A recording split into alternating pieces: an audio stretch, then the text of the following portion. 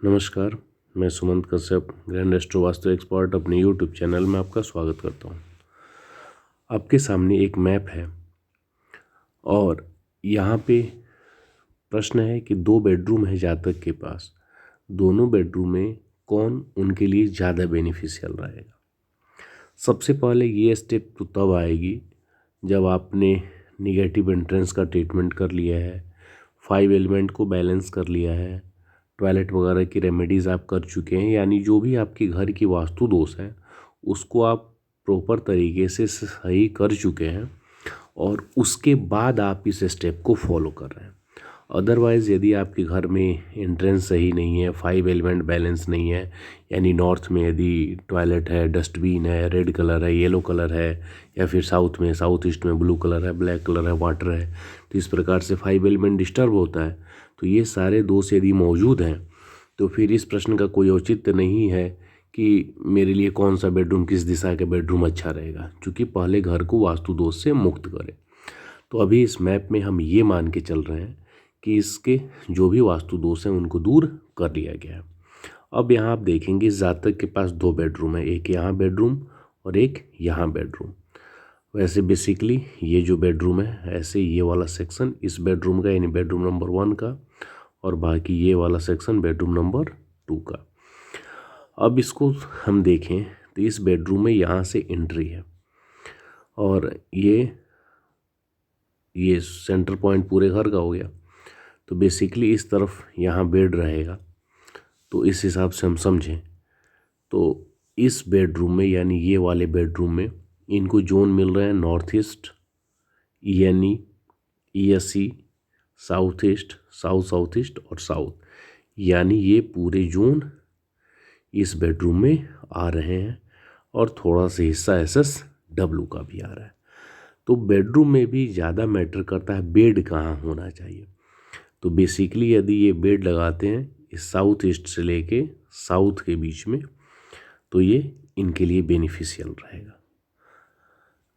दूसरे बेडरूम की बात करें तो इस बेडरूम में जोन आ जाएंगे थोड़ा सा हिस्सा साउथ वेस्ट का, पूरा south west, west south west, west WNW, यानी ऐसे ये पूरा सा सेक्शन इसमें यहाँ तक आ जाएगा NW तक कंप्लीट।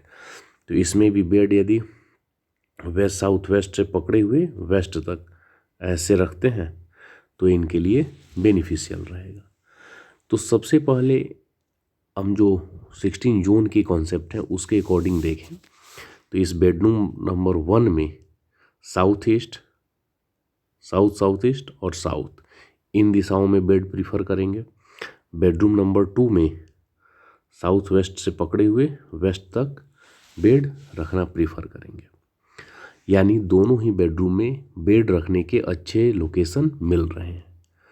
दूसरा हम ऑब्जर्व करें तो ये टेरेस दोनों ही बेडरूम से लगा हुआ है और फायर का जोन यानी साउथ से पकड़ा हुआ, साउथ फायर का जोन हो गया, SSW और साउथ वेस्ट ये अर्थ का हो गया। बेसिकली 4 दिशा में हम समझे नॉर्थ साउथ ईस्ट वेस्ट में, तो ये पूरा साउथ इनका ओपन हो जा रहा है टेरेस के कारण। किसी भी घर में साउथ का हिस्सा ओपन होना यानी साउथ ईस्ट, साउथ वेस्ट ये ओपन होना नॉर्मली अच्छा नहीं होता, ये निगेटिव एनर्जी को अट्रैक्ट करता है।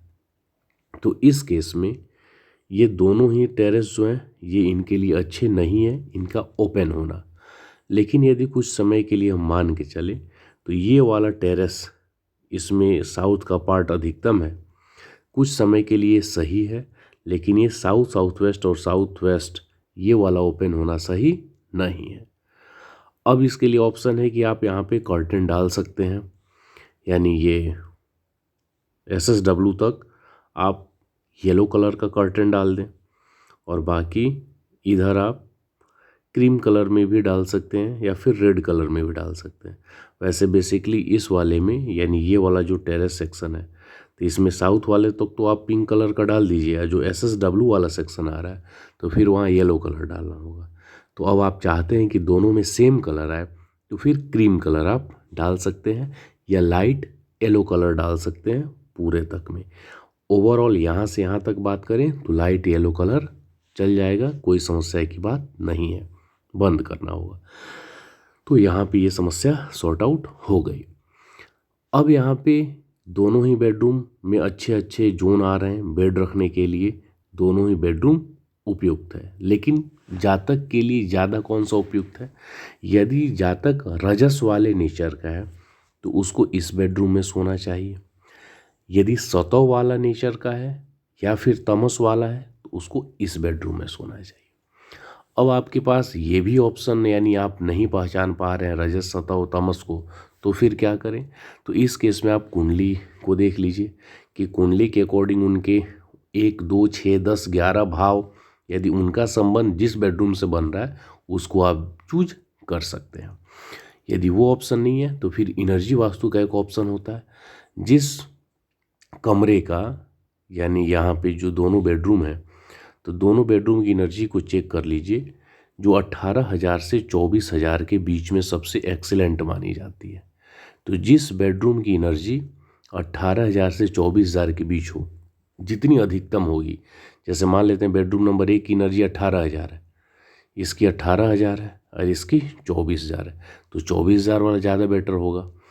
यदि मान लेते हैं इसकी 16,000 है और इसकी 24,000 है तो 24,000 वाला ज़्यादा बेटर हो, यानी जिसकी एनर्जी ज़्यादा होगी वो सबसे बेहतर होती है। तो ये भी आप कर सकते हैं, इसमें किसी कुंडली वगैरह की कोई आवश्यकता नहीं होती है।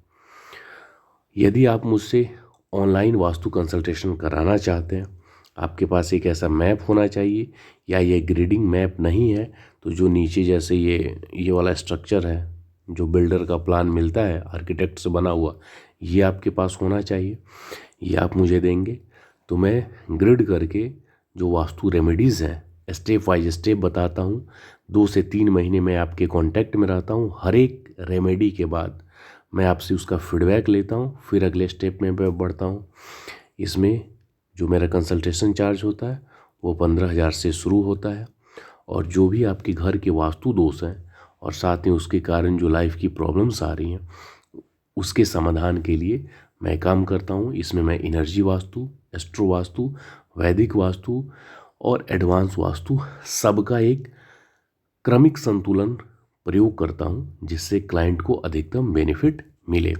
आप मेरे व्हाट्सएप नंबर 99555792 पे कांटेक्ट कर सकते हैं। बने रहिए, मिलते हैं ऐसे इंटरेस्टिंग वीडियोस के साथ। धन्यवाद।